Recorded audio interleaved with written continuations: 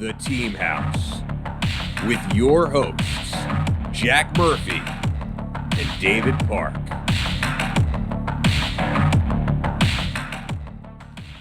Hey folks, welcome to episode 383 of The Team House. I'm Jack Murphy, here with today's guest, Martin Herzog.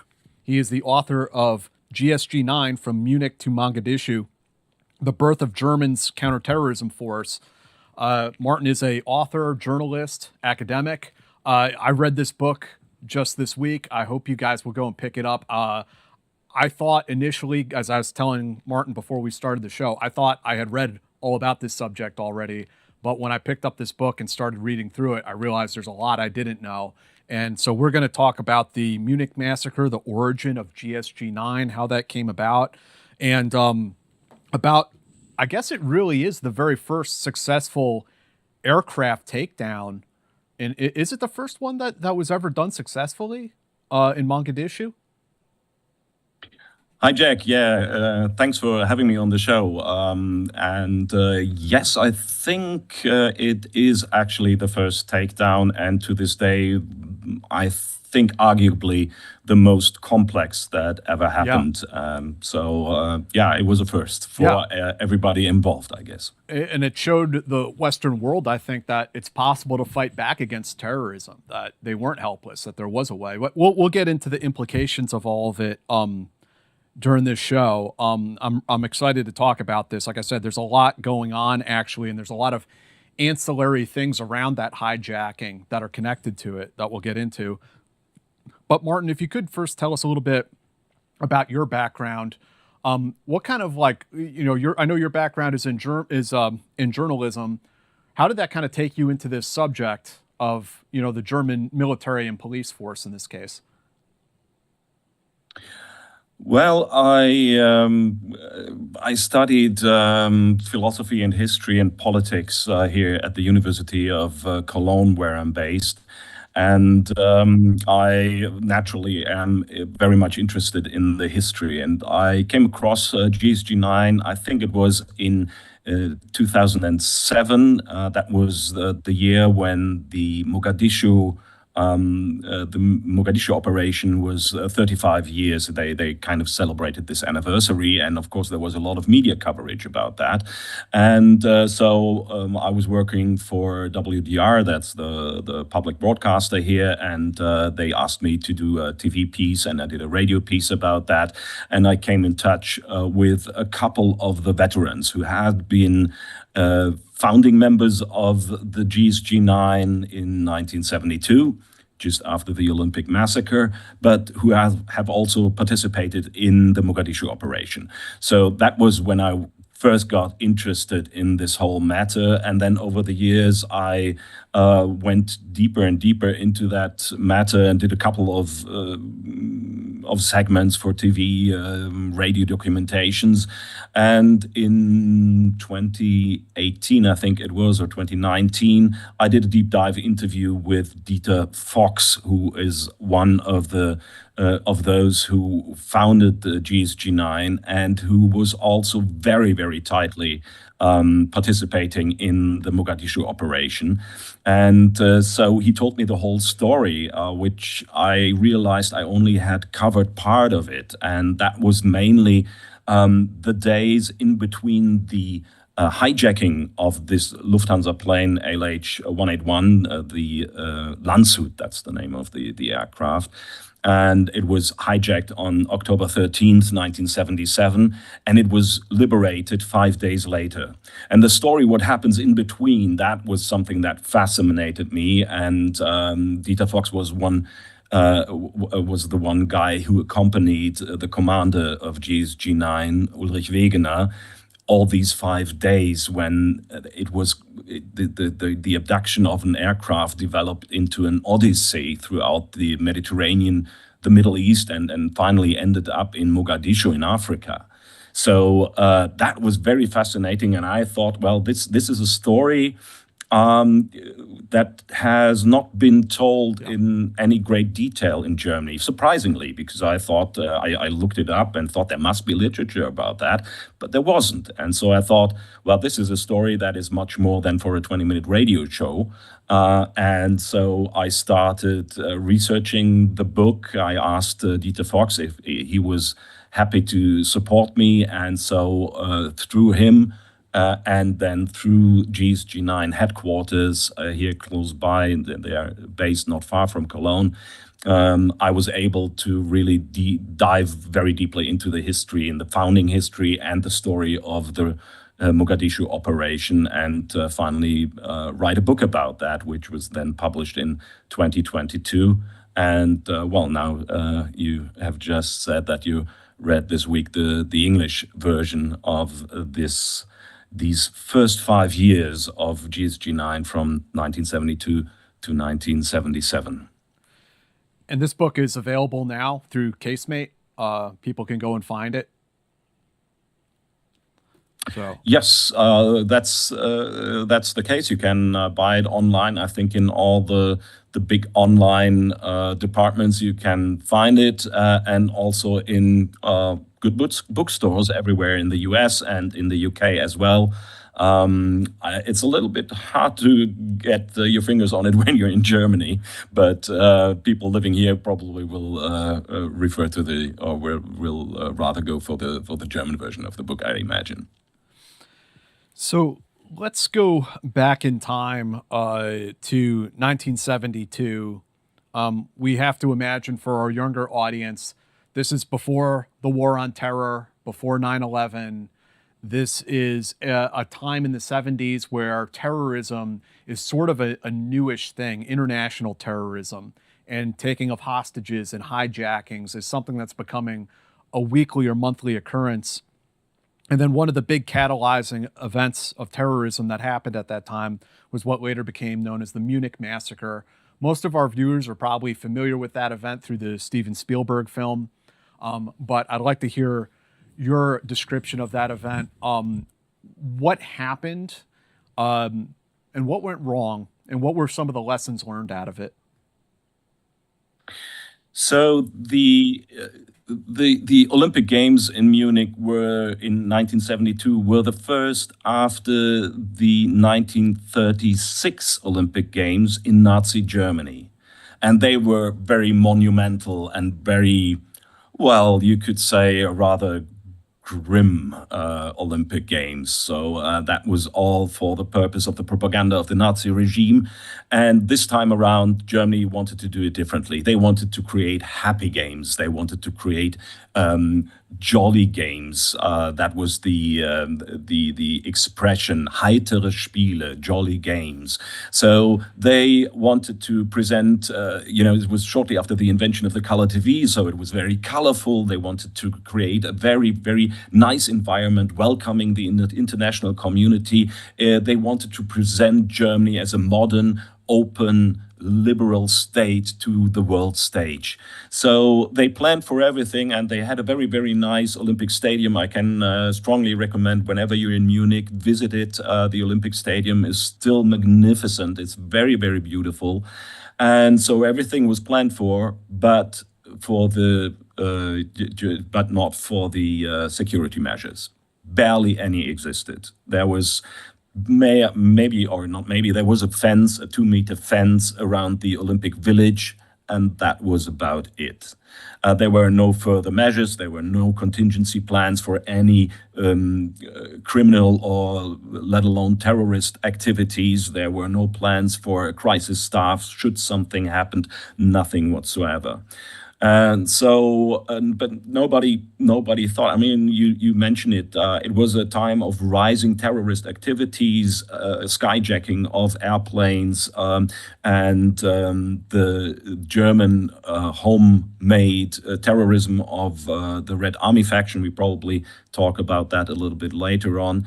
It was rampant, but nobody expected for anything to happen on such an event, because it was a happy sports event, what what should happen there. So nobody cared for it. So, and the first 2 weeks went fine. The weather was great. The games were on, and everybody was happy. It was the first live event that was really televised around the globe 24/7. And then on September 5th, in the night of September 5th, a Palestinian commando entered the Olympic Village, went to the location of the Israeli delegation, and they took the Israeli delegation hostage, killed 2 of them right away. And they took them hostage and demanded the liberation of some 230, I think it was, Palestinian fighters from Israeli prisons, for a couple from Turkish prisons, and German RAF terrorists from German prisons. So that were their demands. And over the day, I mean, nobody, as I said, nobody really thought that something like that could happen. So haphazardly, they established a crisis staff with police forces and ministers and the mayor of Munich and the mayor of the Olympic Village. And they tried to gather police forces and tried to do, well, something, because nothing was planned. It was all they were, in over their heads. Nothing really worked out. And they tried, in the afternoon, they tried an assault, but that was, as I said, it was televised live all over the world. So on every TV set, you could see what was happening there, and nobody bothered to shush away the journalists and the TV cameras. So everything was really broadcast live worldwide. So when they tried to sneak up on this. On the delegation's house, the Israeli delegation's house, they could, inside the house, there were TV sets. In every delegation, there were TV sets, so they could watch the sneaking up of the policemen who tried to, go there. They were dressed in World War II helmets and had old guns that were also probably from the Second World War, and they didn't know how to approach. They didn't know anything, and while the orders are not really known what they actually said, but it was something along the line, well, get in there and then see what you can do. That was basically their strategy, or their orders that were given to them. So within minutes, this all fell apart, and the terrorists said, "No, well, don't even think about it." And so this didn't take long for them to detect and to end it, basically. So the problem was that the Israeli government said, to the German government, of course, there were consultations between the German and the Israeli government, and the Israeli government said, well, do whatever you want, but we will not agree to any prisoner exchange. And the German government was left to their own devices. Additionally, there was the problem that the German government was not in power, really, of the situation, because in Germany, police, not unlike in the States, is authority of the states, of the Länder, the provinces. So it was the Bavarian province that was responsible for the police there and all the action there, and the Munich city police. So the federal government couldn't do very much, really. And so there was the Minister of the Interior, Hans-Dietrich Genscher, who was there and who was there to advise, but he didn't have any authority of what should happen or not. So this dragged on. There are a lot of more details, very interesting details, but it dragged on for the whole day. And in the evening, finally, it was agreed to fly the terrorists with their hostages to Cairo. That's what they told the terrorists. So the idea was to fly them with helicopters to the nearby military airport of Fürstenfeldbruck, and from there put them into an aircraft and fly them to Cairo. That's what they told them, but that was not what the plan was. There were a couple of policemen, no special forces. There were no special forces. They were just regular police cops, and they were given a couple of I think 2 submachine guns, and otherwise just like pistols. And they were told, okay, go into this aircraft that is parked there, that is ready for the terrorists. Dress up as Lufthansa employees, stewards, and when they come in, then you just get control of the situation and seize them or kill them. That was the plan.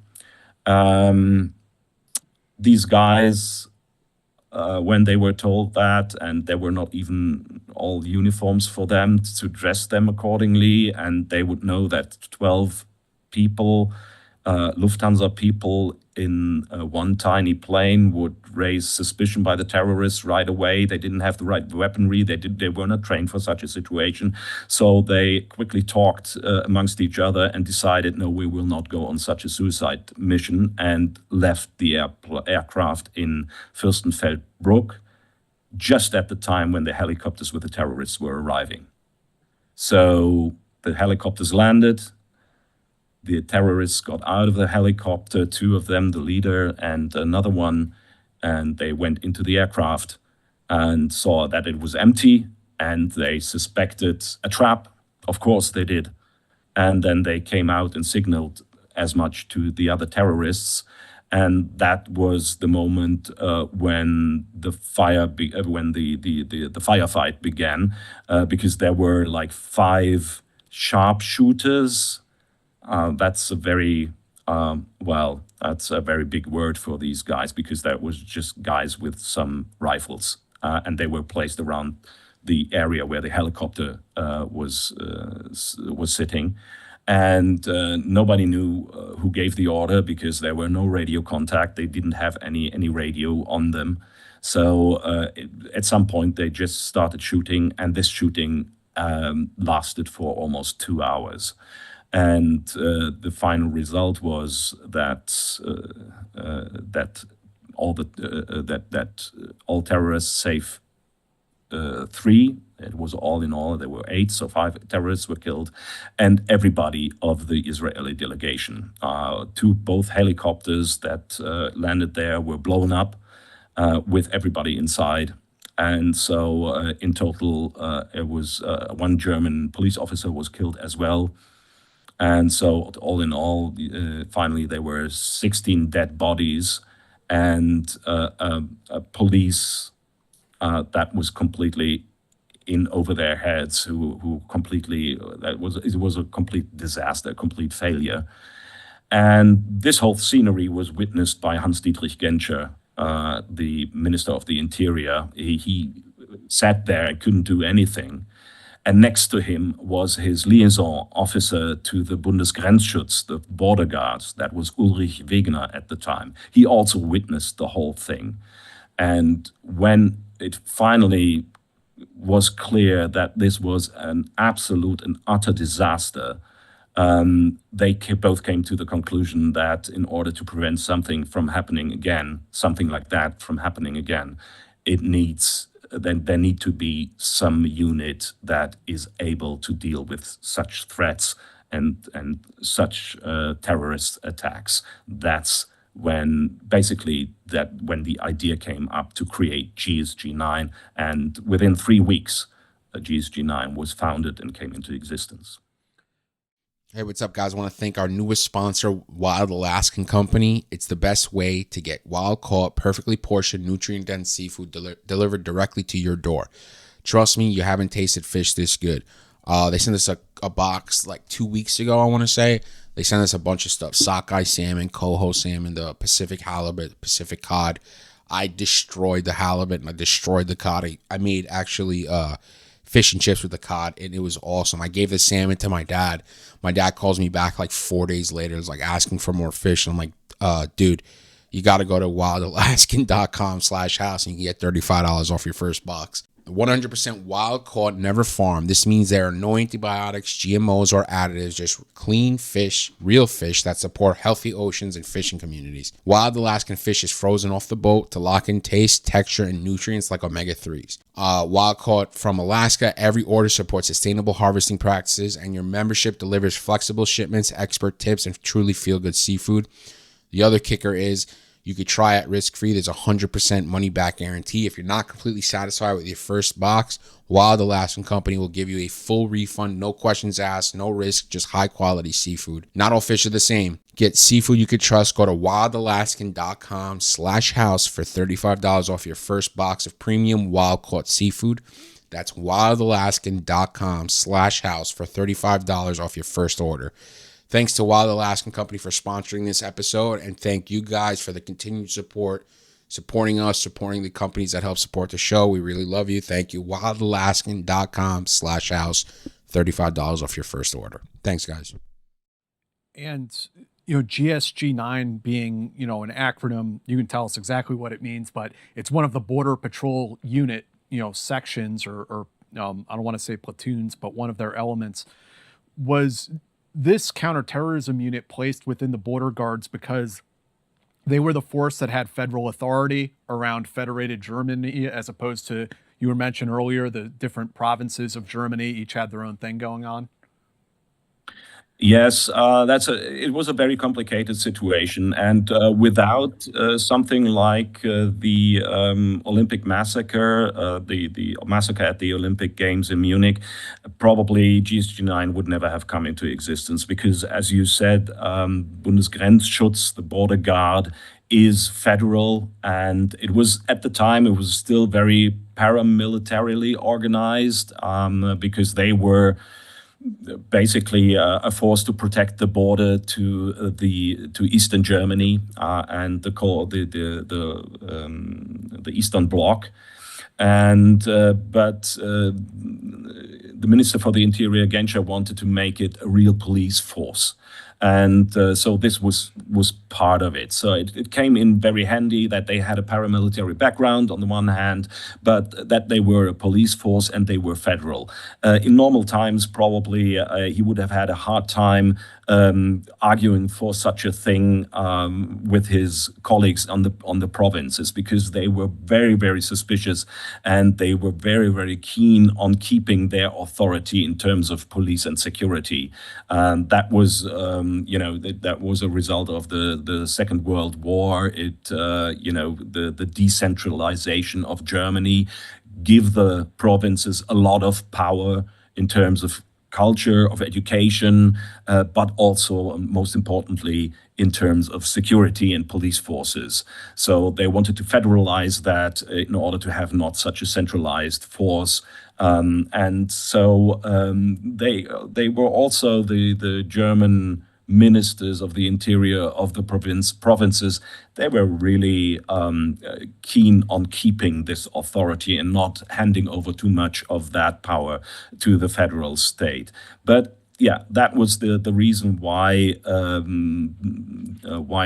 Bundesgrenzschutz, the BGS, the Border Patrol, was chosen to house such a unit. They had helicopters. They had what they thought was all the equipment that they would ever need. Turned out they didn't. They needed different stuff, completely different equipment, different weaponry. But that at the time they thought was ideal to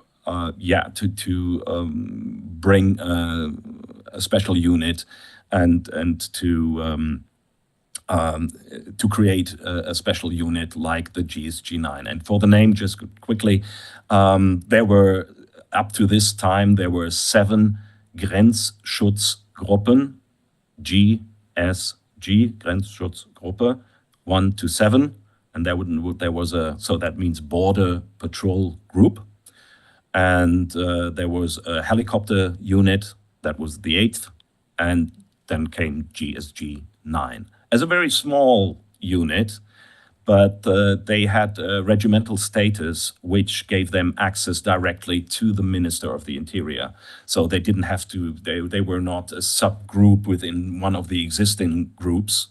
And so Wegener, who was the liaison officer for the Border Patrol to Minister Genscher, he had a direct line and kept it that way by having GSG 9 being placed in this kind of on the same level as the much bigger other groups within the Border Patrol. And part of that, or a big part of it, was because of that personal relationship between those two. Yes, he was working for Genscher for the last 3 years. I think 1969 was when they met, and he was Wegener was very much in high regard with Genscher, and so they worked together for 3 years. He liked his very direct, hands-on approach, no-nonsense approach, talking clearly. Not trying to soften things, but just like a very direct approach. He liked that, and so it was the natural choice, it seems, for him. And there was no other competition in terms of leadership or anything like that. So something that would take place certainly today. But it was just, he was just named as the one who would create GSG 9, and that was basically it. Yeah. So tell us a little bit more about Wegener, and you told us why he was selected, but who was this guy as a person? What was his background? His background was military. He was born in the late 1920s in Jüterburg. That's a little town southeast of Berlin. And that was a garrison city. And his father was a soldier. He served with the Reichswehr. That was the predecessor of the Wehrmacht of the Third Reich. So he very early came into contact, in touch with the military, and he was also, his father was very conservative. They were very Prussian in their whole approach. He liked that very much. He liked punctuality and values and keeping to your word, and all these values that are connected with Prussian and German. Well, how do you say that? He was very, very Prussian in that sense. Very conservative, but not very keen on the National Socialists that were just coming on in the 1930s. His father didn't like the whole ideology. He was very patriotic, very nationalist, but he didn't like the ideology of anti-Semitism of the NSDAP, the National Socialist Movement, and he liked the Hitler cult and all that surrounds it. He clearly disliked that. Ulrich, being a young kid at the time, he saw himself in a position that he needed to join the Hitlerjugend, the Hitler Youth. And so because everybody was going there, so he thought, I have to go as well. And in his memoirs, he writes that he had to apply the Hitler salute. That was a necessity, but he didn't like it too much. He was certainly no resistance fighter against the Nazi regime, but he was kind of swimming along with it. When the war was almost over, he was just at the age that he could be drafted and was sent to defend the Eastern Front, but that was a very short episode, and then the war was over. And he was left in the eastern part of Germany that was controlled by the Soviet Union.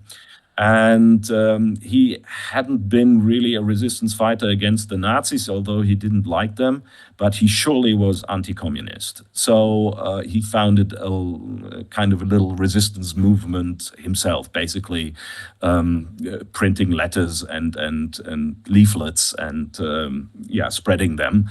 And it didn't take long until the Volkspolizei, the People's Police of Eastern Germany, caught him and put him on trial, very short trial, and 18 months later he was allowed to leave prison. So he was in a situation where he thought, well, what do I do now? And he went to Western Germany, returned for a short period, but then finally went to the western part of Germany, where he ended up, after his incarceration, he was very, very thin and he had barely, he was bones and skin, basically. And he ended up in a camp, in a refugee camp in southern Germany, and was a little bit, he got better after a couple of weeks. And then there were people looking for personnel for the local riot police. And that's when he joined the police.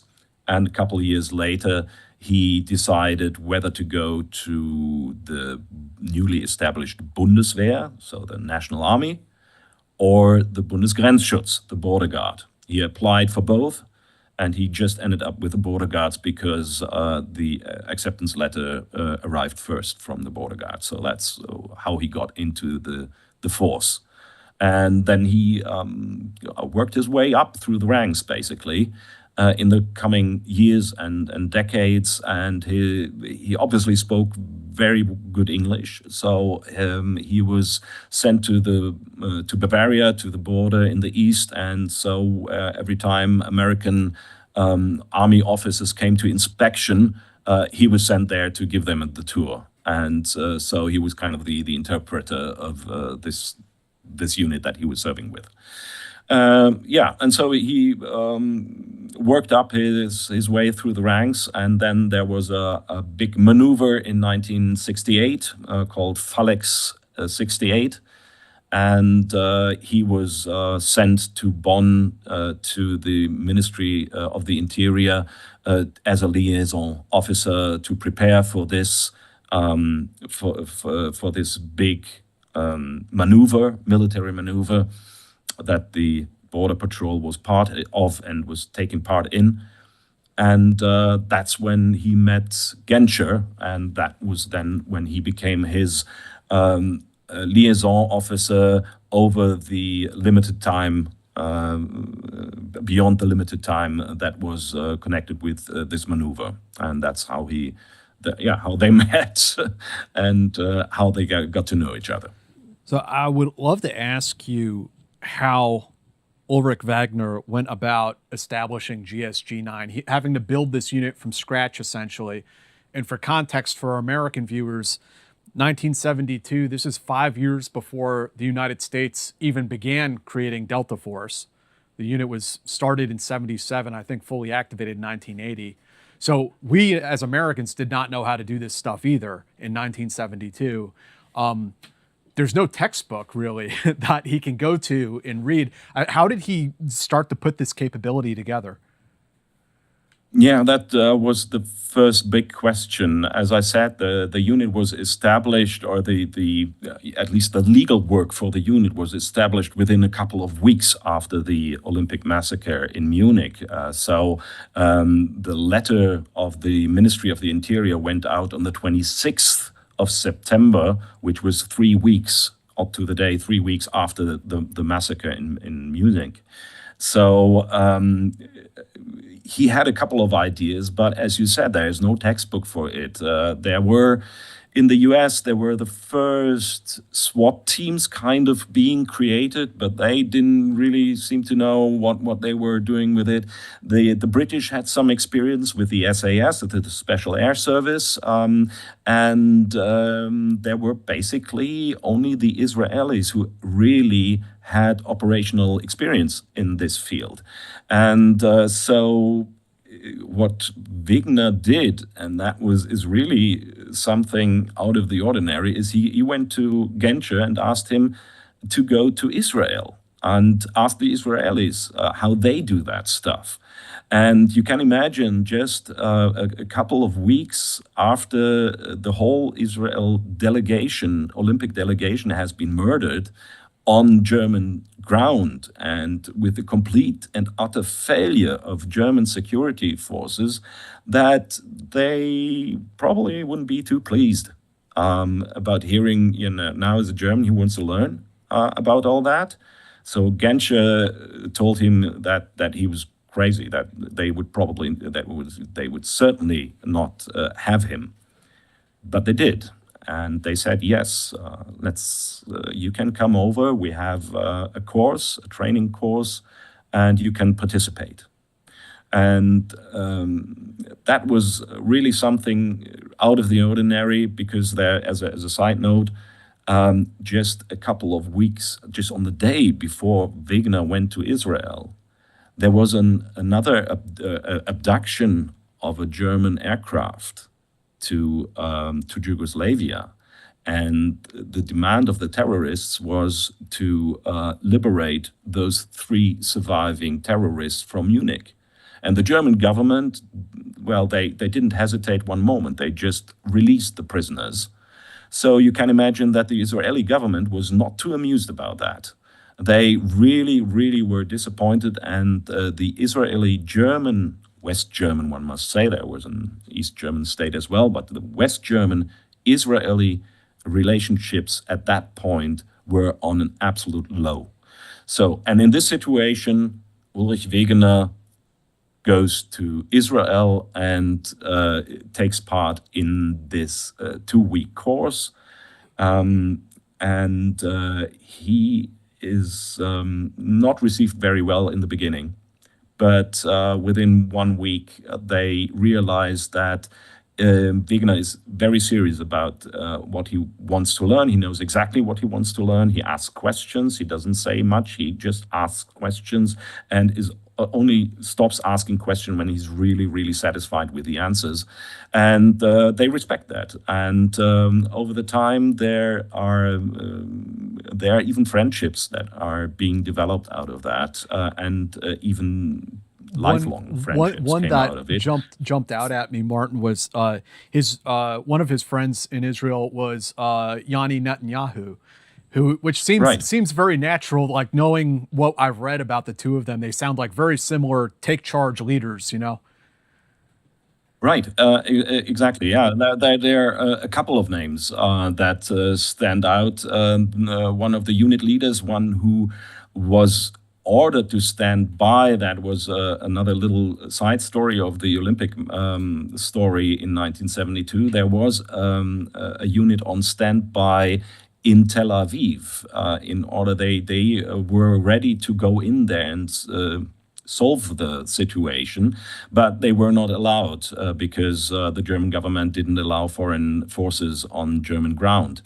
So they never did that. And the leader of that unit was Ehud Barak, who later then became Prime Minister of Israel, of course. And so he was also on that course. And also from there was a friendship with Wegener that developed from this point on. And since then, there has been a very close relationship between the Israelis and GSG 9 in Germany, and up to this day, it's very, very close, because they said, of course, that was a disaster what happened there in 1972 in Munich, but we have to make sure that we're fighting on eye level with the Germans, that something like that might not happen again. And so they were open, and as they said, I've spoken to Reuven Caspi, who was also, I'm not sure if he was in that first course, but he was a lifelong friend and who established a special force, anti-terror force for himself. And he told me we went much, much further with the Germans than with any other nationality, because we knew that they could do the job, that they would, if they set their mind to it, they would be very, very good in what they're doing, and they understood how you go about special operations and counterterrorism measures. And so that's how this relationship was established, and as I said, it's still stands today. If you're in the market for a new mattress, you've probably seen all the brands out there vying for your attention. Big names, splashy ads, all promising the same thing. But here's the only brand that does it right. It's GhostBed. GhostBed was created and is still run by manufacturing experts with more than 20 years of mattress making experience. They know the craft and they know how to build a bed that actually lasts. So how do they offer premium mattresses for up to 50% off less than the competition? It's not hype, it's smart logistics. As a family-owned company, that means there's no board of investors to answer to. It's just folks working hard, selling mattresses. These are the true manufacturing pros, and the result is an exceptional cooling and comfort at a price that won't keep you up at night. Every GhostBed mattress includes proven cooling materials backed by a 20 to 25 year warranty. You also get a 101 night sleep trial with free returns if the mattress doesn't work for you, and fast free shipping. Most orders arrive in 2 to 5 days. Right now, as a Team House listener, you can get 25% off site-wide for a limited time. You can just go to ghostbed.com/house and use the promo code HOUSE at checkout. That's ghostbed.com/house, promo code HOUSE. Upgrade your sleep with GhostBed, the makers of the coolest beds in the world. Some exclusions apply. See site for details. I want to thank GhostBed so much for continuously supporting us. It's been going on a year almost. So I really appreciate that. I hope you guys, if you're in the market for mattresses or pillows or bedding, check out GhostBed. You can go to ghostbed.com/house and get 25% off right now. Love you and love GhostBed. Thanks, guys. And there were some unique things that Wegener took away. Like one of the things you talk about in the book is how he task organized his unit into smaller strike groups. Where did that kind of idea come from? Was that German or Israeli? Neither. He came back from this 2-week trip with a bag full of ideas, and then of course the next question is, okay, how do we implement that into German necessities and German structures? How do we incorporate that? And so he started wondering, okay, how do I organize this whole thing? And he looked through the literature and couldn't really find something. And then he basically crossed the aisle to the opposing side. And he read a book by Marighella is his name. That was the handbook for the guerrilla war. That was very, very popular in extremely left violent circles, and so there were. It was a small book, basically, just like 40-50 pages long. It was not an official print. It was only, black copies that were circulating. And so he suggests that there needs to be fire squads in order to be flexible and to do the things that a guerrilla group has to do. You need to organize yourself in fire groups, and that they consist of no more than 5 or 6 people, and they work more or less autonomously. Initiative is the key word here. So there's nothing without initiative. Of course, they are connected to each other and they have to follow orders, but in the situation, they have to decide for themselves what is best, and they have to act autonomously and also get into the initiative and don't just wait for orders from above. And so Wegener more or less took this idea one-on-one and just implemented that. And he created not fire groups, as Marighella told it, but he named them SETs, Spezialeinsatztrupps, Special Operation Team.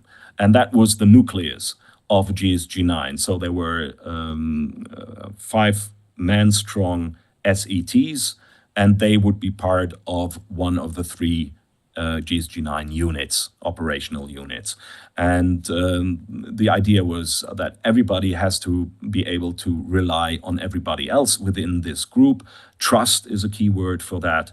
And also the the possibility and capability that each member of the group can do the job of each other member of the group, so that you can rely on each other, and if one member is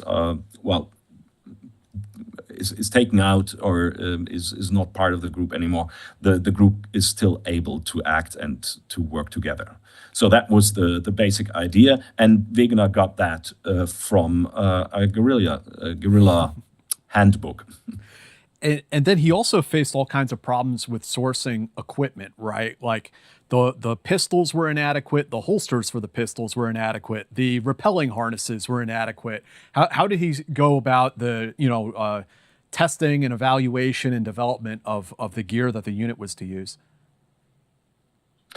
Well, that's funny. That's of course something that Wegener didn't do just by himself. So we have a couple of those veterans, some that I had the opportunity to interview as well, and they told me that they basically did nights on end with brainstorming, thinking about, okay, what do we have? What is the equipment? What is the weaponry that we have? And what do we want to do?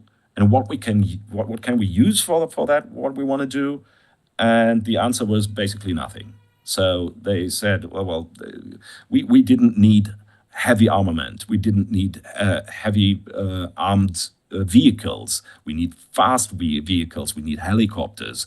In terms of the uniform, they had nice uniforms from the border guard with nice pockets and shiny buttons and all that stuff. And they said, well, for what we are going to do, if we have to, if we have to go out on a night, we can't have shiny buttons.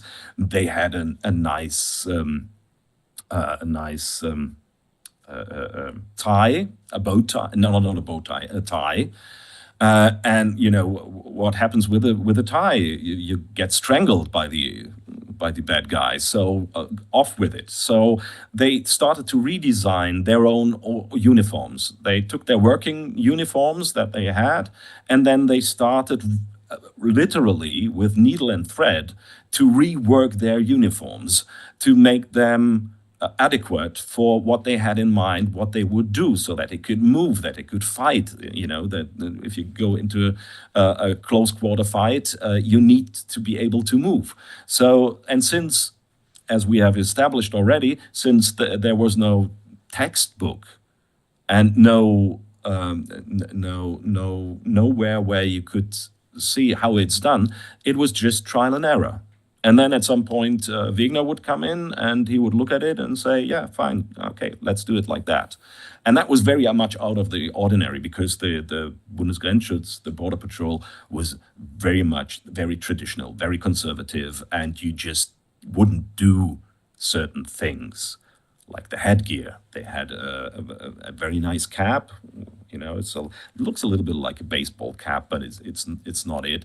And they said, well, when we move, it just falls off. It's no use, this cap. So what headgear can we use? And Wegener brought back from Israel a beret.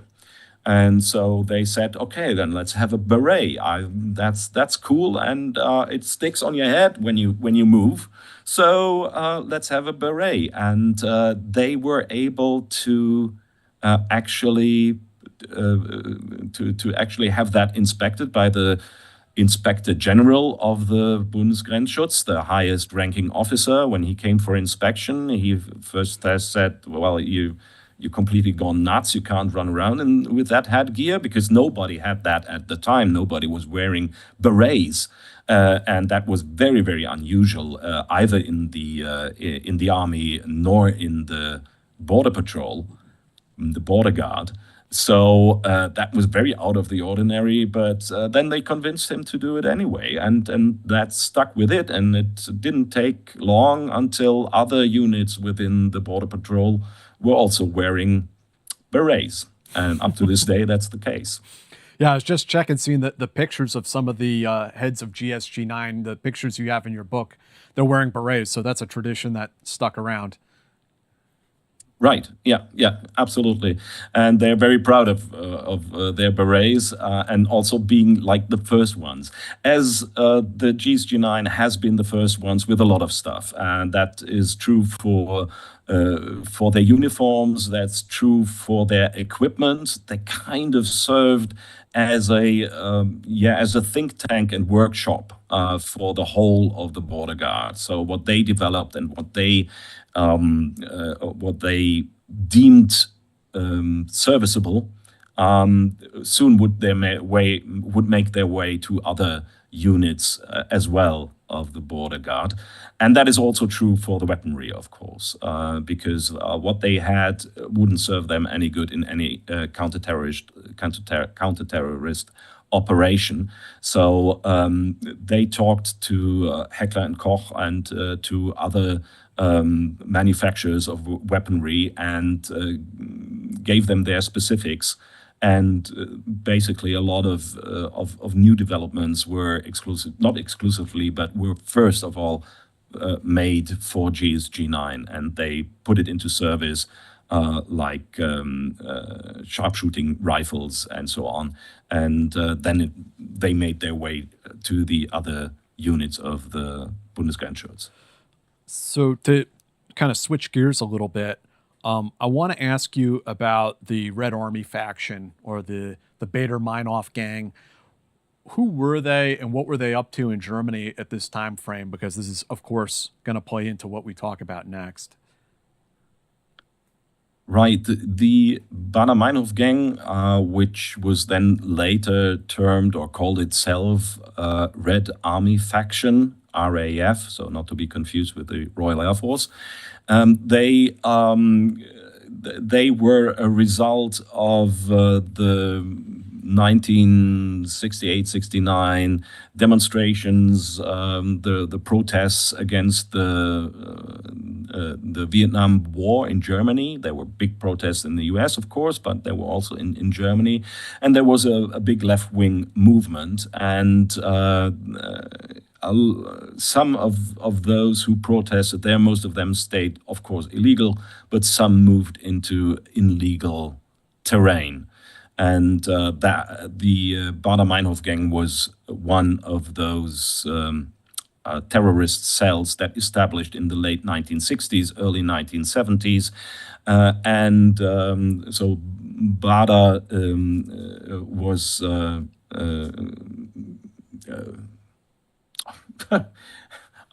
I'm just forgetting the first name of Andreas. It was his name. Andreas Baader was the head of the whole thing. The male head of the gang, and Ulrich Meinhof was the intellectual figurehead of this gang. And they came into existence, as I said, in the late 1960s, beginning 1970s, and committed in the beginning, it was more like arsonist attack, but then soon turned into deadly attacks against politicians and against institutions. And just in the spring of 1972, there was a 6-week-long offensive, 1972 they called it, with a lot of attacks and killings. If I remember correctly, it was 8 people were killed in that time against the state, the West German state. And they were by the summer they were all incarcerated. All members of this gang were incarcerated and waiting for trial. And that was then when the Olympic massacre happened in the summer. And so, of course, the terrorists demanded the release also of these terrorists of the Red Army faction of the Baader-Meinhof gang, who had been trained before by Palestinian terrorists. And so there was a very, very close connection between the German terrorist RAF faction and other German terrorist groups and Palestinian terrorists, groups like the PFLP. And so that's what it came about. And it was clear when GSG-9 was established that RAF would be one of their most exquisite opponents, and that it would be necessary to mainly fight against them. That when a terrorist threat would arise, it would probably be the RAF that they would have to go against. Was there, I mean, this is probably a little controversial, but was there ever any connections between the RAF and any of the Warsaw Pact intelligence services? Sorry, you were blocked out for just 10 seconds. I was just asking, this is a little controversial, but was there ever any evidence of the RAF working in tandem with any of the intelligence services in the Warsaw Pact? Yes, there is. It's not controversial. That is well established that there was cooperation. I'm not sure if that was already in the early years, like 1972 or even 1977. I know that there was cooperation in the 1980s, and a lot of, or quite a few of those RAF combatants, terrorists, they went to the GDR, to Eastern Germany, to live there, to avoid being captured in West Germany. So yeah, their close connections to the Stasi, the Staatssicherheit. I think it is established that there were the connections. How deep they were, I think this is not completely uncovered so far. I'm not sure if it will be uncovered because the documents have been destroyed as far as I know. So there might be not much to discover anymore. Now, there is, but I think the documents are just missing. And also in the lead up to what we're working up to here is there was another incident too where there was demands for several RAF terrorists to be released. They were sent to third countries, but then they came right back to Germany and went back to their life of crime, right? Right. That was in 1975 when that was not RAF, that was the Revolutionäre Zellen, the revolutionary cells, when they abducted the conservative candidate for the mayor of Berlin for a couple of days. And so they demanded the release of the release of prisoners from German prisons. As it's always the case, this whole endeavor of the German terrorists soon turned into a liberate the guerrilla. So they fought for release of their prisoners, and there were RAF prisoners as well that were supposed to be released. They were very close connected, the revolutionary cells and the RAF. Partly the personnel was the same, different name, but same people. So that was the abduction of this candidate, and the German government under Helmut Schmidt, he will become important in a moment, they decided, and Helmut Schmidt decided to say, okay, we will give in, we release these prisoners, we demand that they leave Germany and never come back. That was what was agreed. And so the candidate for the mayor of Berlin, he was released, and the prisoners were released, and they were put into aircraft and sent away into the destinations they gave. They probably most of them in the Middle East, countries in the Middle East who would receive them. But it didn't take very long for them to just show up in Germany again and then continue their terrorist career. And that was the moment when Helmut Schmidt, Chancellor, when he decided, okay, we will not play this game again. Next time we will remain strong and will not give in to the demands, because this just leads to an encouragement to commit further terrorist attacks, to have more abduction and press free more prisoners from their side. So this is a game we cannot win if we give in. And that was the moment when he decided, okay, next time we'll do it differently. All right, so let's jump into the next time in this whole sequence of events that kind of culminates with this pretty epic GSG-9 operation in Mogadishu. To start at the beginning, tell us about the kidnapping of the head of the Employers Association. That was in September, on September 5th, 1977. And if you remember the attack on the Olympic team, the Israel Olympic team was on September the 5th, 1972. So it was to the day 5 years after that terrible event in Munich. And so Hans-Martin Schleyer, who was an industrial leader, he was called the boss of the bosses in Germany. So he was a very high-ranking industrial, very powerful person. He was abducted here in Cologne, and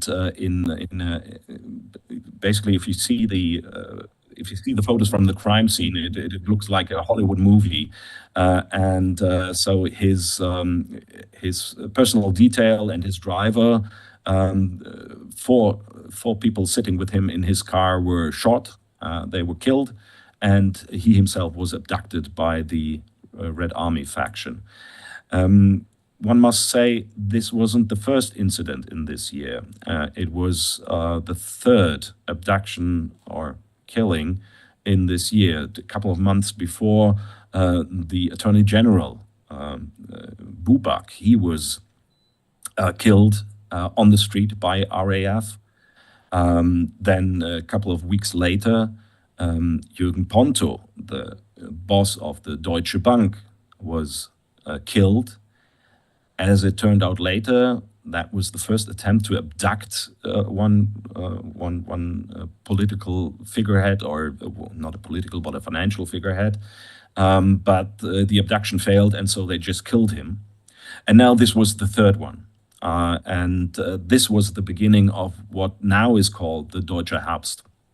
The Deutsche Herbst, the German autumn. And that was the 6 weeks that would lead from the abduction of Hans-Martin Schleyer to then the operation in Mogadishu. That's when it started. And it was a situation, an atmosphere here in Germany. I can't remember it. I was 5 years old at the time, but from my parents and from everybody who has consciously witnessed this time was really scared, because it was a very spooky atmosphere.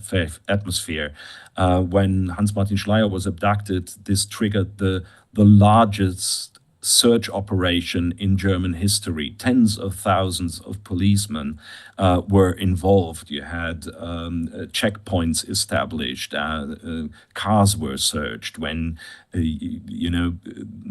wanted posters everywhere, when you looked alike a little bit like people from the RAF, or if you drove a car of the same make that they would be known to be driving, then you would be stopped and searched with submachine guns, officers with submachine guns standing by, something that has never happened before in Germany. German police was usually, your friendly cop on the corner, and who you would not be threatened with anything more than a truncheon.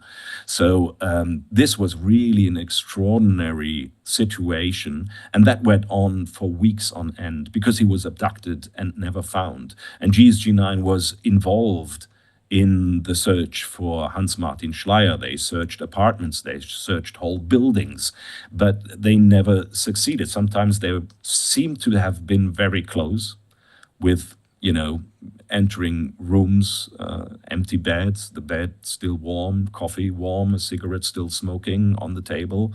And so they seem to have been sometimes very, very close, but they never got to him. And then on October 13th, 1977, there was the news that an aircraft has changed its course over France. and it was obviously abducted, and that's when the Mogadishu story began. And so tell us about that. Did GSG-9 get pulled off of the search because that was a Lufthansa aircraft? Right. It was not clear at the beginning. Was it really an abduction, a skyjacking? That took a couple of hours. But at the time, GSG-9 was just busy as well. Again, here in Cologne, there's a very, very big residential building called the Uni Center. It's close to the University of Cologne. A lot of students live there, and it's a complex of some 960, I think, apartments there. So a huge building, and GSG-9 was there the whole day, searching from the ground up, from the top down, from the inside and from the outside. And they were like climbing with ladders outside from balcony to balcony, going into the apartment and searching for Hans-Martin Schleyer, because there was a car parked in the basement that obviously was rented by the Red Army faction. So they suspected, and there was a suspicious apartment there that they had searched before, and so there was the suspicion that he was stashed somewhere in one of these more than 900 apartments. So the whole day they were searching this whole building, and in the afternoon, when they were almost finished, the news came in that this plane has been deviating from its original course. They were started in Majorca, island of Majorca, so it was a tourist plane by Lufthansa, mostly German passengers on board on their way back to Frankfurt. But they deviated and then ended up in Rome. And while they were on their way to Rome, GSG-9, Ulrich Wegener, he got the information from the crisis staff in Bonn, which had been established after the abduction of Hans-Martin Schleyer, the industrial boss, and he was ordered to take action and start the pursuit of this Lufthansa aircraft to see what is possible. By that time, it was not clear that there would be an actual liberation operation, but they should just, prepare for the eventuality. And as I recall, the Italians weren't a lot of help, as they just wanted the aircraft out of their country as fast as possible. So by the time Wegener got out of Germany, the terrorists, the hijacked aircraft, was heading to Cyprus.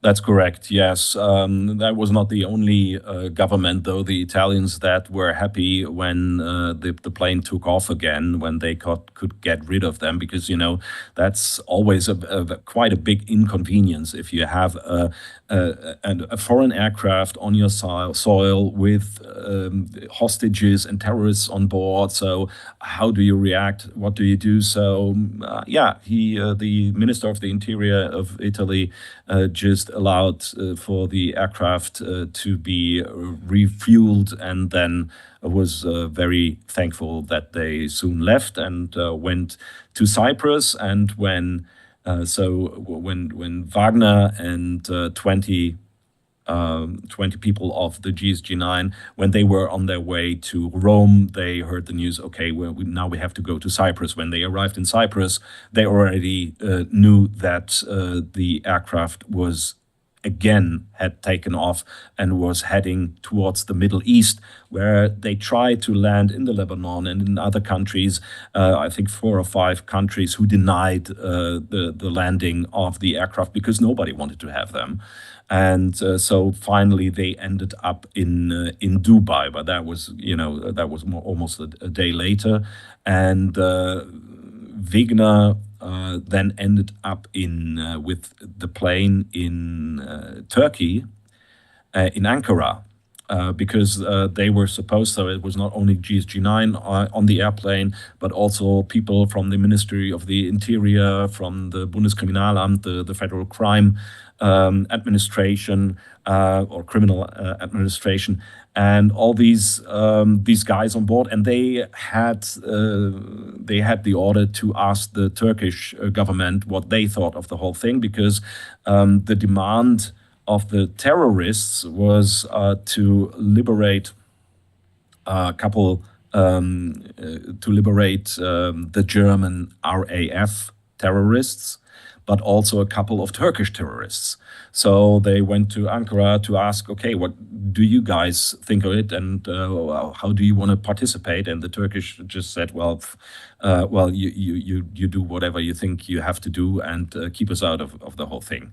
And so they were in Ankara, where they were detected by a camera team. And soon enough, not only the Turkish public, but also the German public knew that GSG-9 was in pursuit of the aircraft, and that was, of course, not a good thing. So they were ordered back to Germany.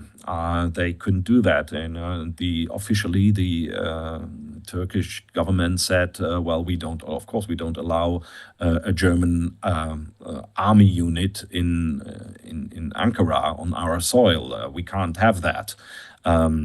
So they couldn't officially just leave them there. So they had to send them back.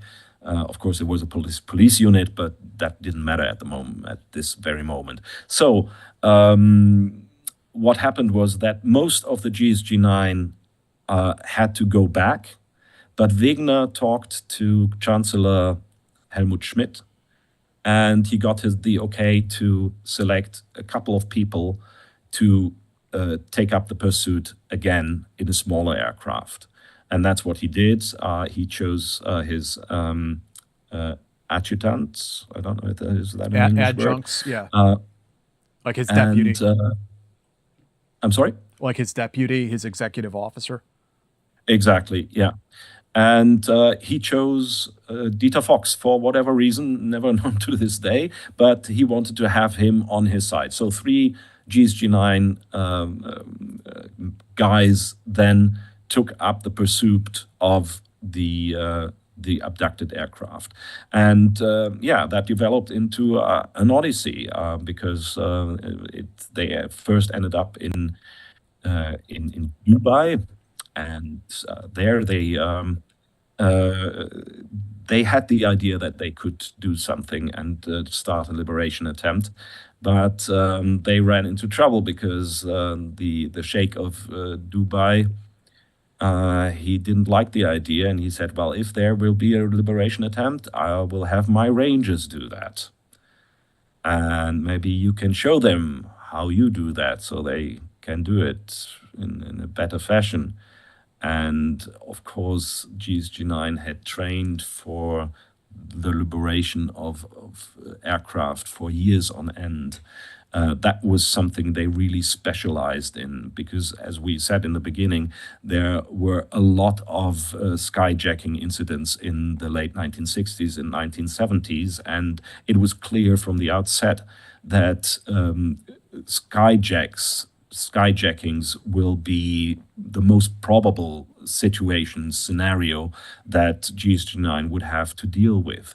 And so for days on end and nights on end, they practiced aircraft assaults and did it over and over again, very, very detailed, very, very specific in what they did and how they did it, and learn every detail, because it's the details that count in such a situation.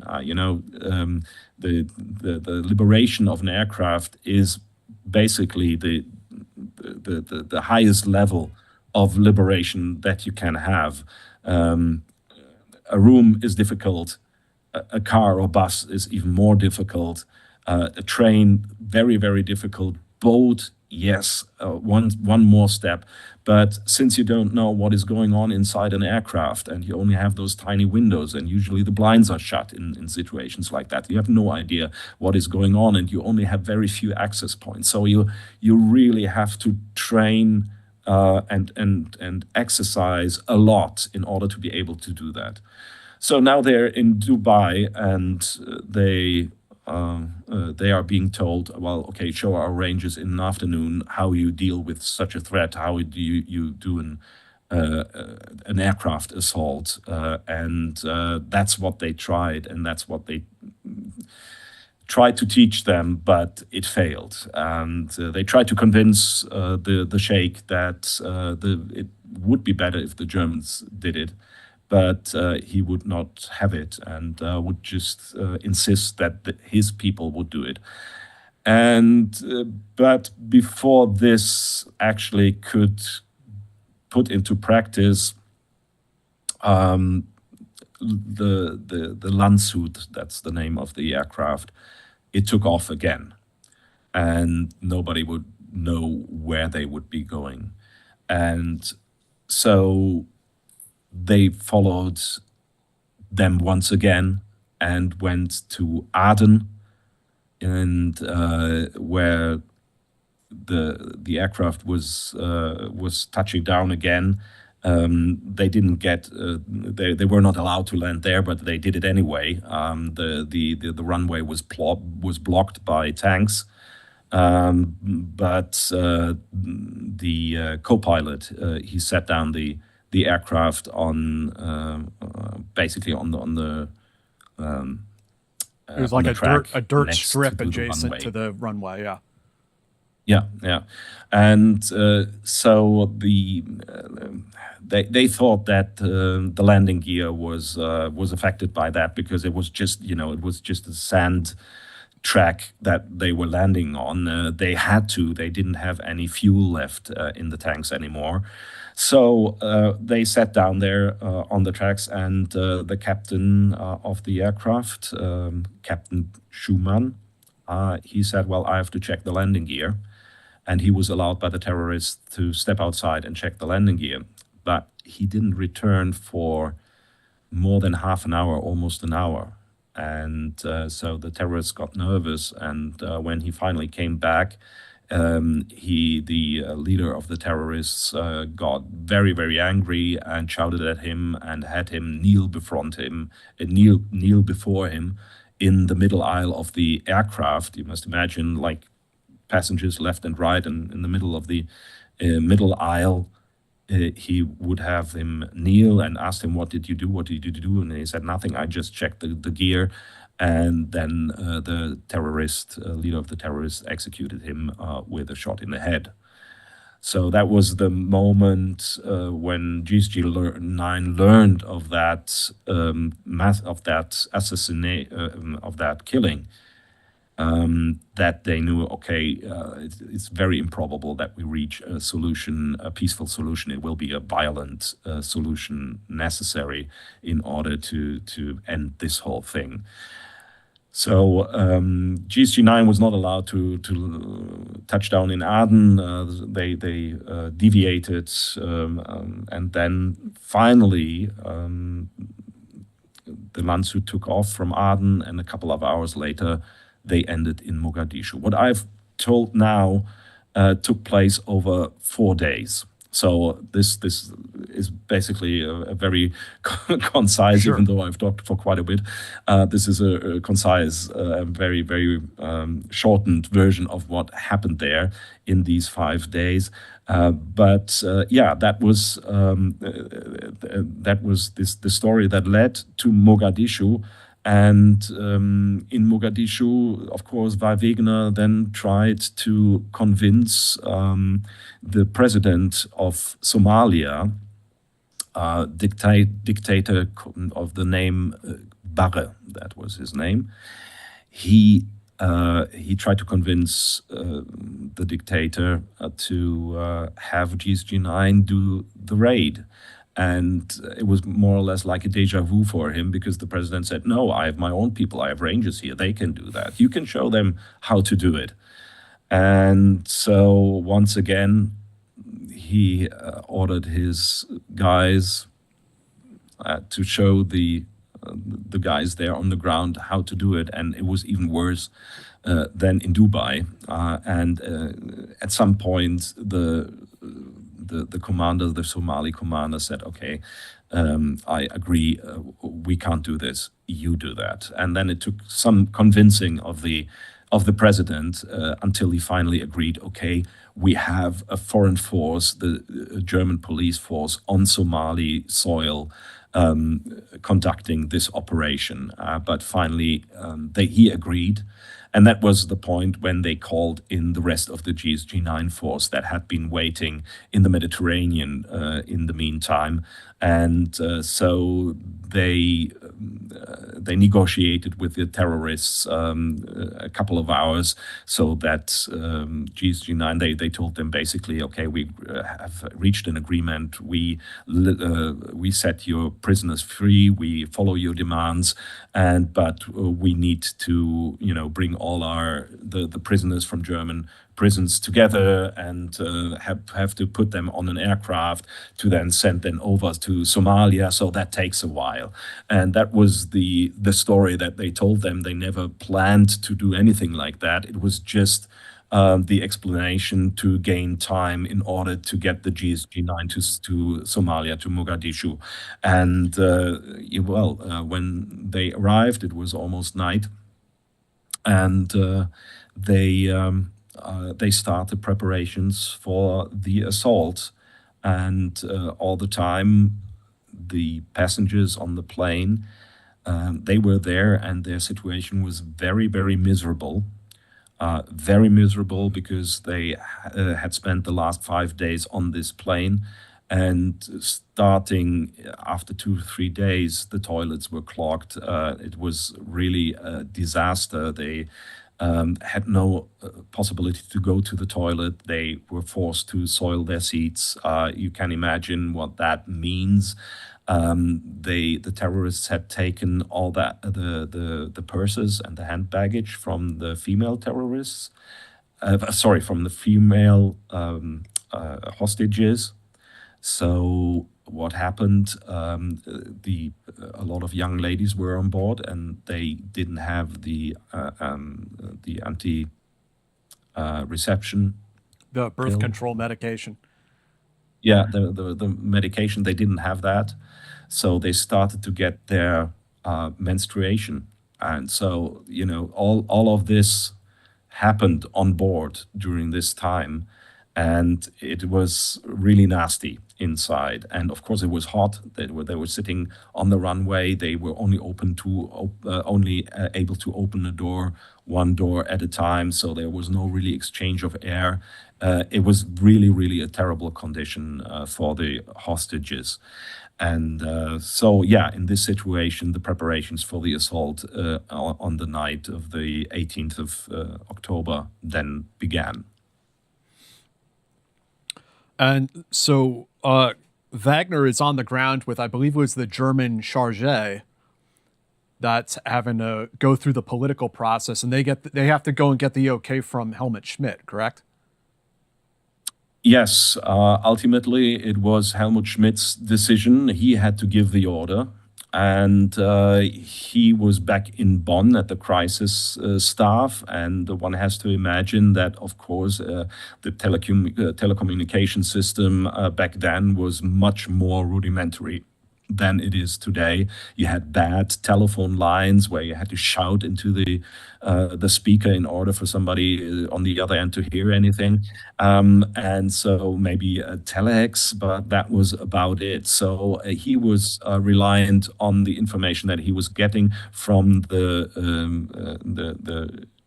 chargé d'affaires, Libal was his name, and he was Hans-Jürgen Wisniewski. He was the Minister of State who was also sent there to negotiate with the president of Somalia, and he was on the plane for a couple of days, and he was very well known in the Middle East. He spoke the Arabian language and was very close as well with the Palestinians, not so much, but with Arabian states and with the Israelis as well. So he was basically the chief negotiator in the cabinet of Helmut Schmidt, and he dealt with the president in the first place. And he would then say, okay, I have Schmidt on the line, Helmut Schmidt, and you have to give now the order to actually do that. And that was a very tough decision for the chancellor. because he knew that a lot of things can go wrong in such an operation. They didn't know if they had explosives on board. I think, they knew that there were explosives, but were they hot? Were the doors, for example, did they put explosives on the door, so when they would open the door that they would go off? Would they maybe blow off the plane? That was a risk that he was taking, and he had to make the decision to say yes. We are going to do that. So for him, it was politically a big gamble. His resignation letter was already written, just needed the signature. So if that whole operation had gone sideways, he would have stepped down the next morning. So it was a pivotal moment for this government, and to be honest, for the whole country of Western Germany. And I think it's hard to imagine how it would have turned out if this operation had gone wrong. Didn't Dieter tell you that if it had gone south, the entire unit would probably be finished at that point? Yes, that is what Dieter Fox told me. He's very convinced of that, and he has discussed that with Ulrich Wegener several times, he told me. I've talked to politicians, I've talked to a former Minister of the Interior who denies that, who says, no, of course not. Things can happen, and maybe if this had gone sideways, GSG-9 would probably not have been abolished. But having said that, that would really have been the least of Germany's problems at that point, because this, as I said, this was really a pivotal moment in the history of Germany, of Western Germany, at least, but I think for whole of Germany, because this was really a test for the German state, for the rule of law, for the German democracy. This whole German autumn, this, as it is called today, that was putting Germany, the West German state, to the test. And if that had failed, as I said, I think the abolition or the ending the GSG-9 would have been the least of the problems that would have come out of it. And before we get into the assault of the aircraft, one thing I want to mention, that the terrorists who took over the aircraft was a Palestinian group, but they were doing this ostensibly sort of like as a favor to the RAF, right? That's right. It was a kind of a terror joint venture, so to speak. The relationships between, the relationship between the Red Army faction and the PFLP was quite close. As I said, the top members of the Baader-Meinhof gang had been trained in Palestinian camps. And so there were close relationships between the two, and there was also an agreement also with Japanese terrorist groups that in situations like these, they could call in each other and to do jobs for them. And this is exactly what happened. It was about the whole abduction of Hans-Martin Schleyer was an RAF, Red Army faction operation. They wanted to have their prisoners release, the original founding members of a Red Army faction. And so when this didn't work out, when the abduction dragged on for weeks on end, they decided to step up a bit, to up the ante, and then hired basically PFLP to abduct the Lufthansa flight LH181, and that's how it happened. Yeah, it's surprising that they had their demands were the release of German prisoners. Why? Yeah, because of this tight connection. And as Wagner is preparing for the assault, there's one final detail I'd like to mention. I thought it was very interesting. He noticed one of his men didn't have body armor, and so he takes off his and gives it to one of his men, and then he personally leads the assault on the aircraft. And like when I read that, I was like, okay, I understand immediately why these guys loved him. And this is exactly the reason why. Yes, they were very happy because they received anti-bullet vests, new anti-bullet vests from the British. They supported the whole operation quite a bit, and one of the things they brought along were these vests, but they were one short of these vests. So Wegener had one. And as you said, he just took it off, gave it to one of the one man without the vest, and then said, "Okay, I'll be in the front, and everybody after me." And that's why they loved him. Really, they admired him deeply, because he was not one to be in the background and being on the commander's hill far away where the bullets can't reach them. But he was the one to say, "Okay, I'll be in the assault group." He didn't go in as the first one.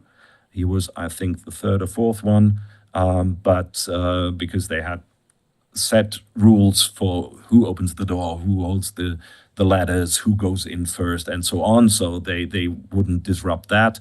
But then Wagner went in, and he is the only one to be known to have killed at least one of the terrorists. Otherwise, it is not known who executed the terrorists.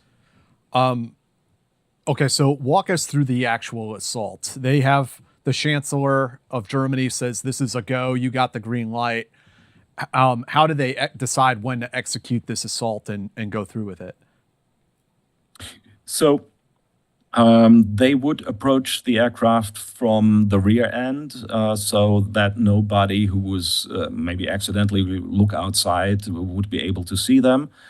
The approach took them about an hour. So they started at 11 at night, local time, and it took them an hour to go there. There were like some 20 GSG-9 men carrying 6 ladders, two always having 2 carrying 6 ladders, 2 of each, and in the surrounding dunes, sand dunes, there were snipers. So they had, of course, I'm not sure how many there was, like 3 or 4 sniper groups that would secure the approach, would start firing if accidentally a terrorist would look out of the window. Or during the assault, when somebody tried to escape, they had the order to terminate the threat.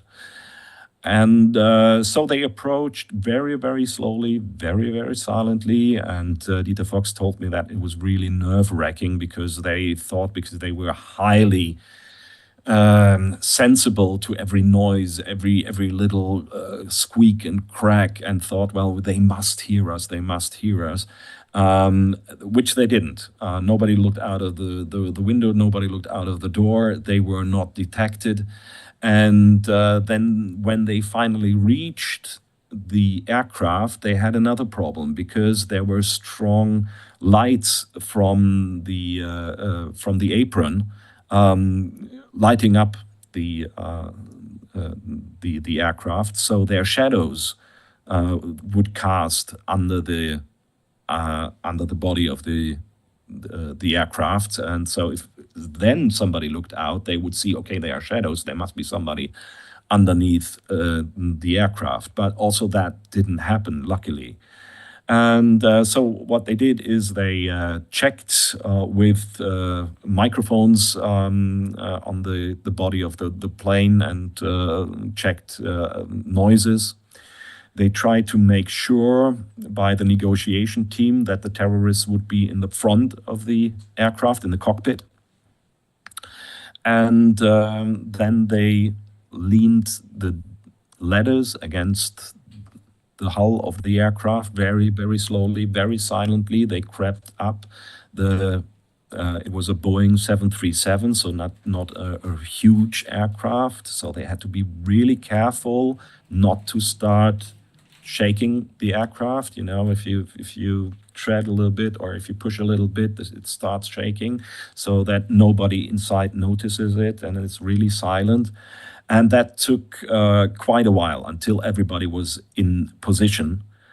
And as a distraction, they had not ordered, but they had agreed with the Somali Air Force to light a fire just before the beginning of the operation in front of the cockpit. So that was a distraction measure. And then two stun grenades were thrown by British SAF officers who were there to support the operation. And that's when it started. As soon as they exploded, all 6 doors were opened at the same time. They stormed in and started the firefight, which lasted not longer than about a minute. And then it was over. 3 of the terrorists were dead. 2 were dead at once.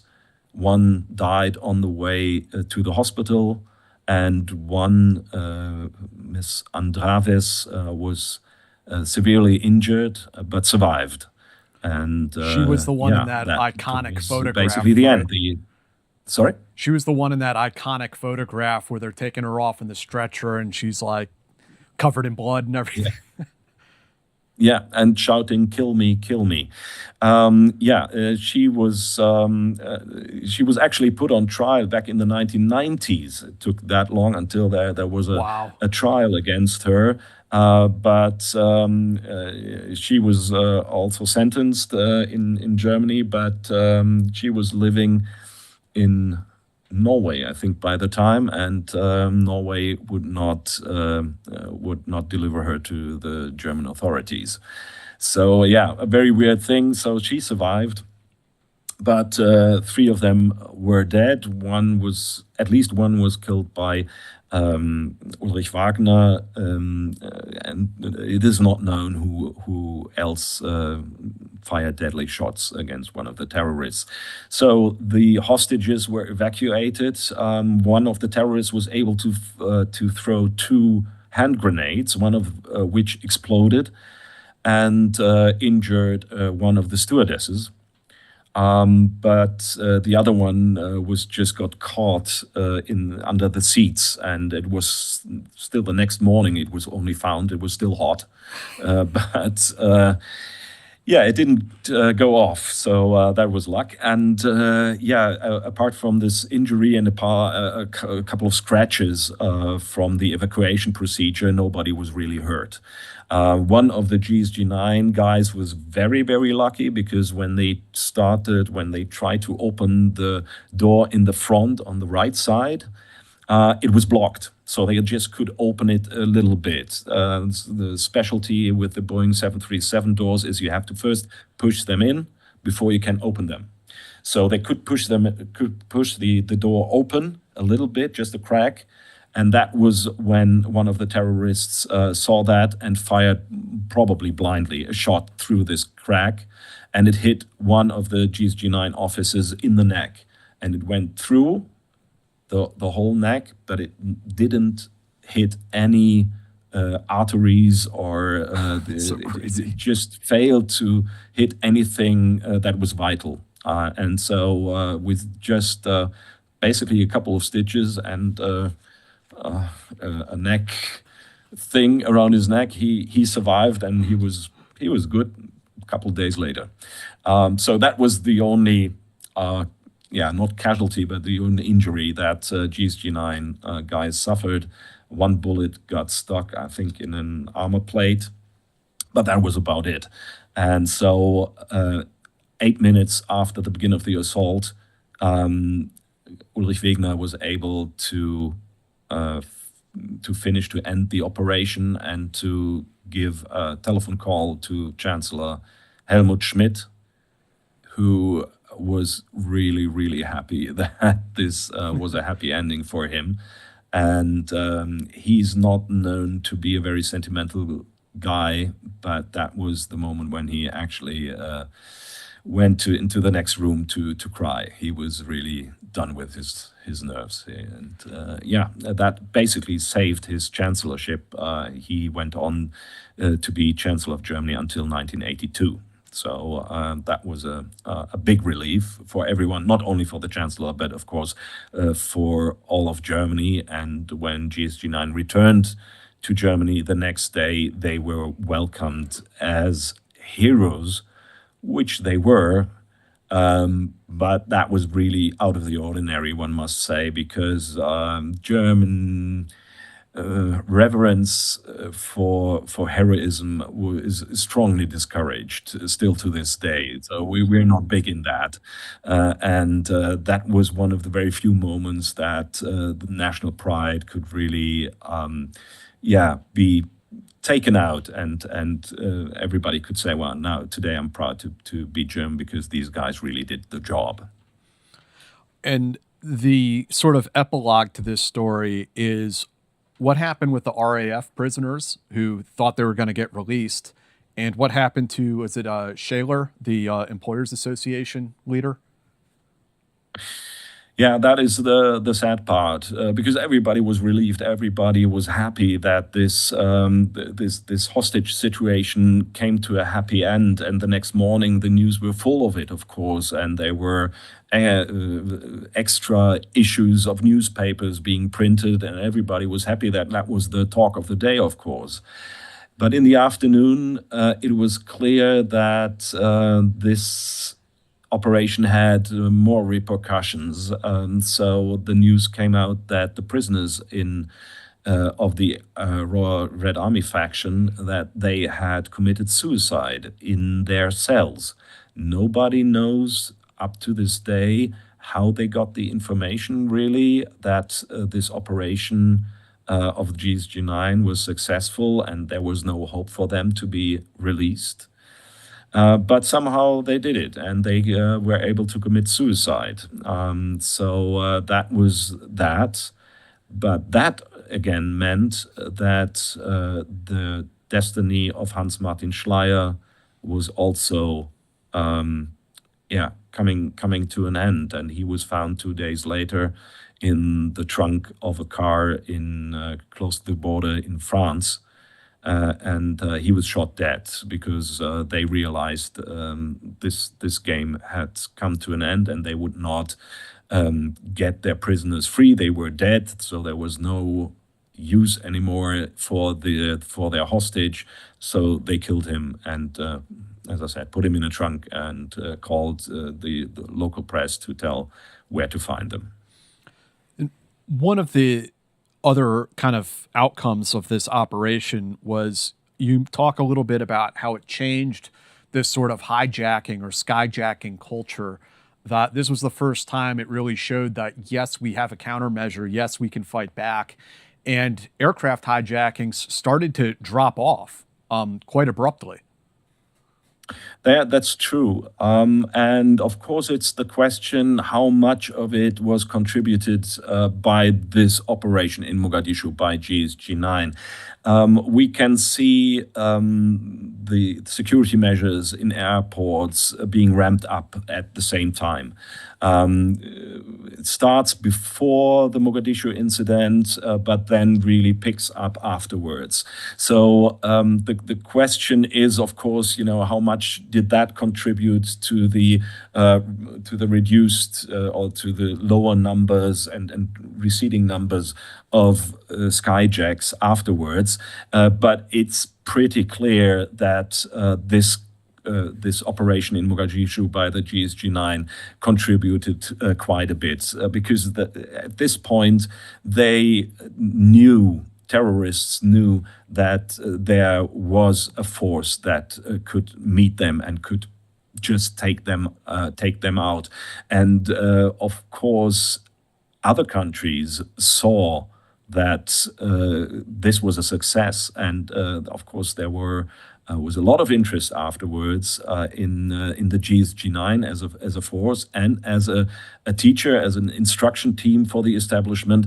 and the inception of other special forces in other countries. So within a year, there were more than 60 requests from 60 different countries asking for advice, for training, for improvement of their own forces that were more or less in the phase of being established at the time, or for the new development of their own GSG-9, so to speak. And in my book I call it, it was kind of an act of a midwifery that GSG did there for quite a lot of different special forces, be they military or police in origin. And Charlie Beckwith, as he was standing up Delta Force, came to learn from them. And you wrote that they have, I guess it makes sense because they're police officers, they have a very tight relationship with the FBI hostage rescue team. Yes, that was very early from the inception of GSG-9. They tried to establish good connections to the FBI and the hostage rescue team, and have very good relations up to this day. Yeah. And Charlie Beckwith, he came in 1977, a couple of weeks after Mogadishu.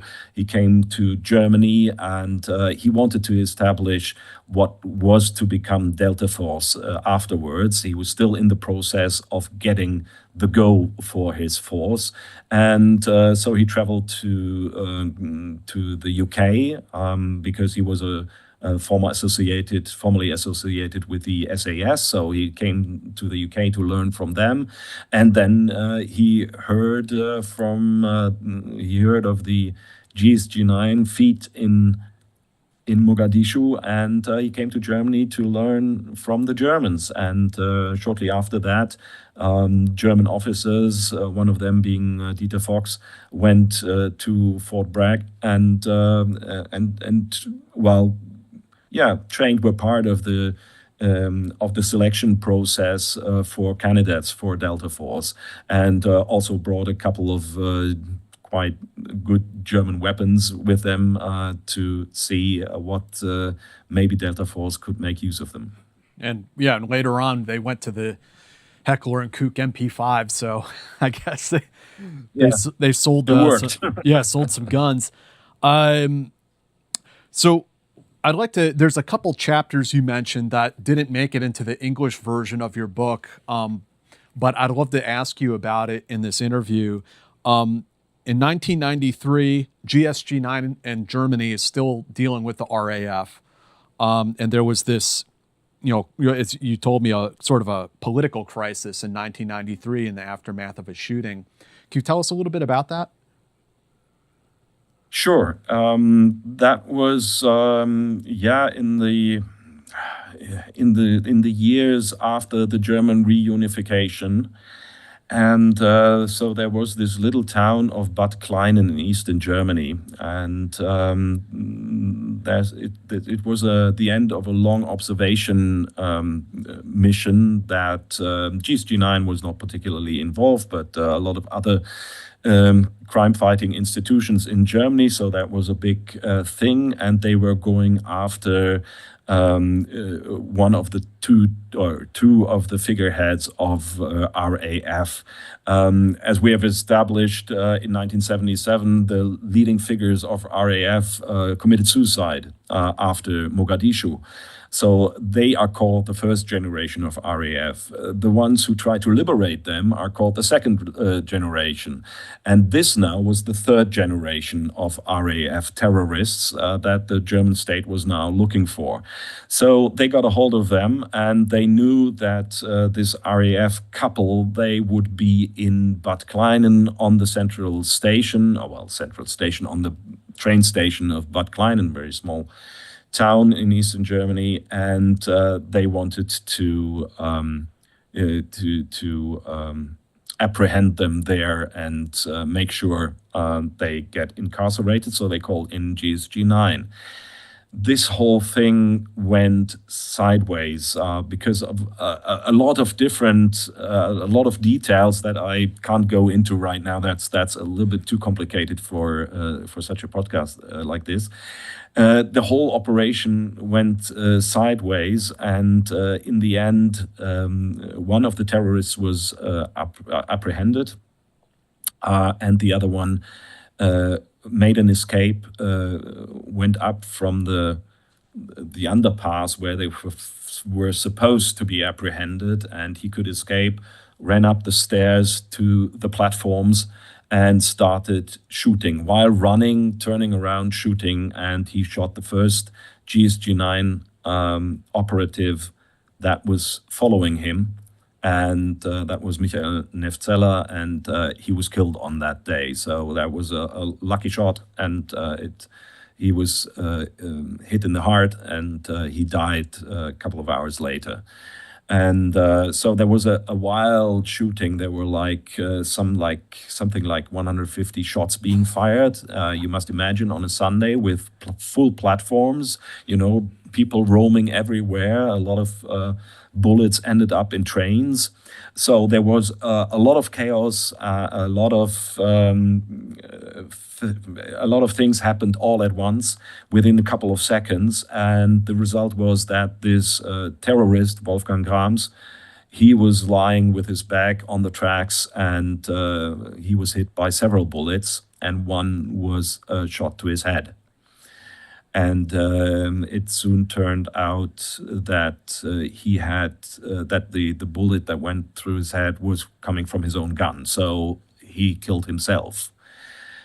But there were a lot of inconsistencies and a lot of, in the aftermath of this whole thing, there was a lot of discussion that would soon come up, a lot of mistakes that were taking place with the CSI operation in the aftermath, cleaning the whole thing up. There were jackets being cleaned that shouldn't have been cleaned because they had to serve, the jacket of Wolfgang Grams, and there were traces on his hands that had been wiped off, and a lot of things happened which should not happen in the aftermath of such an operation, particularly when two people die. So that was all a pretty big disaster, and soon GSG-9 came into the suspicion that it was not Wolfgang Grams who had committed suicide with his last breath, but that one GSG-9 operative had taken his gun from his hands and had shot him from short distance. So an execution by the state, and this caused a huge uproar and a big scandal. All of this evaporated. All of this didn't turn out to be true. The GSG-9 was completely washed off every accusation in the end, but only after more than a year. So in the meantime, there was a huge political scandal that developed, particularly in a situation in Germany, and with our historical background and the idea we don't have the capital punishment. It's somebody dying, and the suspicion of somebody dying by the hand, not by the hand of a state actor, not in an emergency, but after the situation is clear, he's clearly lying on the tracks, has no possibility to defend himself, and then being executed like that was a big uproar. The suspicion of that was a big uproar, and that led to the resignation of the Minister of the Interior. It led to the firing of the Attorney General in Germany. It led to the firing of the Vice President of the Bundeskriminalamt, the federal crime investigation institution in Germany.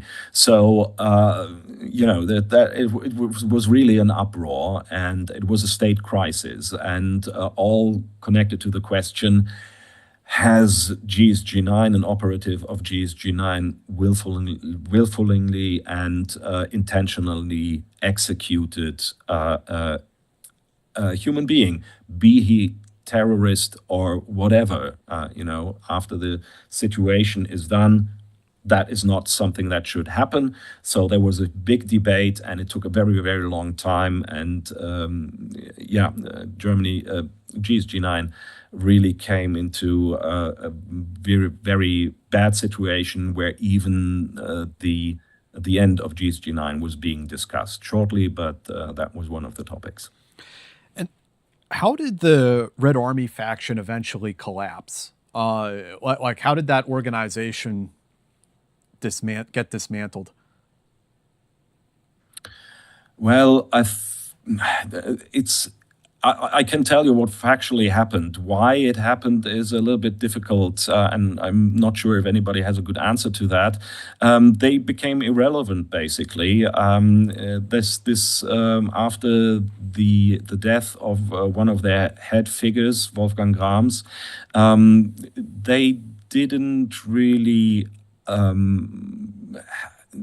commit any major acts. There was a bombing attack against a newly built prison, but that was, nobody was hurt. It was just the prison wall. There was a big hole in it, and that was it.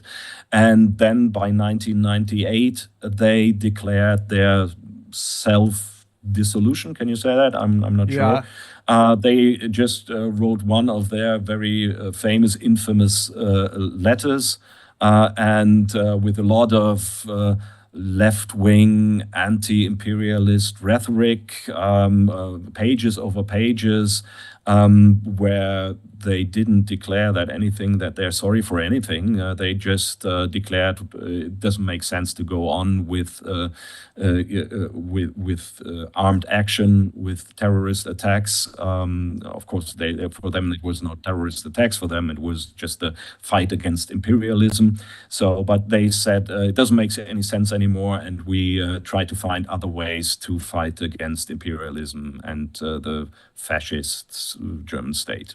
That was that, and then it was never heard from them again, apart from a couple of old RAF members who then started their private career with bank robberies and other stuff. But I was just, more or less just criminals. And this story is going on up to today, but the RAF, the Red Army faction as a terrorist group, has been ended in 1998 with this letter of resignation, so to speak. So let's talk a little bit about GSG-9 today. You had the opportunity to go and visit them at their home base and to interview the commander. Actually, it seemed like maybe two commanders you got to interview. You tell us a little bit about, what the unit is like today and what they do? Sure. Yeah, I actually got to talk to four commanders. So the current one, Robert Hammerling, which I actually will visit tomorrow and talk to him. I will present one of my books to him. So his predecessor was Jérôme Fuchs. Up to 2023, he was the commander of GSG-9. I talked to his predecessor, Olaf Lindner, who is now the president of the parent organization of GSG-9, the Polizeidirektion 11 in Berlin. And I talked to one more commander who was commanding GSG-9 in the 1990s. So I had the opportunity to meet the guys, also the rank and file of them, and so it's very interesting. Their headquarters is still in St. Augustin. St. Augustin is a very small town close to Bonn, and Bonn was the Cold War capital of West Germany. So that's how they were placed there, in a border guard garrison. That came in handy when they were established. They wanted to be close to Bonn, and that was the right place to go. And so they have remained there for the last 50 years. But of course, after the reunification of Berlin, the capital moved from Bonn to Berlin. and now the action is there. And well, in Germany things take a while sometimes. So the capital moved there in mid of the 90s, and some 5-6 years ago there was a dependency, a branch was opened up in Berlin of GSG-9, so they spread out to there. Now, GSG-9 is facing new challenges, or the whole of Germany and whole of Europe is facing new challenges, and that is to do with the war in Ukraine and the Russian threat. So the Baltic Sea comes into focus. And just this year, they have opened up another branch right on the coast of the Baltic Sea. So their maritime unit that they always had is now permanently situated there. So they have now spread from St. Augustin here in the middle of Germany, or West Germany, to the north and to Berlin, and have spread out to engage with the threats that are now occurring there, particularly on the Baltic Sea. That this is something that really comes into focus in recent years, and that is something that will probably be a main focus in the next years of GSG-9's situation here. I just want to ask you if there's anything else you want to talk about before we wrap up the interview today, Martin. There's lots of interesting stuff. I hope people will go and read the book. There's a chapter in here about East Germany's version of GSG-9, which is pretty interesting. Anything else you want to talk about? Oh, there's so, as you said, there are so many things. I mean, one thing that we haven't talked about really in detail, a little bit maybe, is that GSG-9 is a police force, and that is something that is really what fascinates me with GSG-9, because we have as a police force, the GSG-9 is much more limited to the rules and the laws that are being set by the Constitution, and the German Constitution is very strict indeed in terms of what you can do and what you cannot do. So what I find very fascinating is how they are able to, on the one hand, do the job, get the job done that they need to do. They need to be tough and have to be able to also apply lethal force. But on the other hand, they are restricted and limited by the German Constitution, and so if this goes back again to the German history, and we are very cautious to allow lethal force being applied in whichever situation there might be. So there are very limited options when it's actually justified to apply lethal force. And what I find fascinating is how GSG-9 has managed to bring these two sides together, the being limited on the one hand, but then making the best of this limitation and trying to act always in accordance with the Constitution.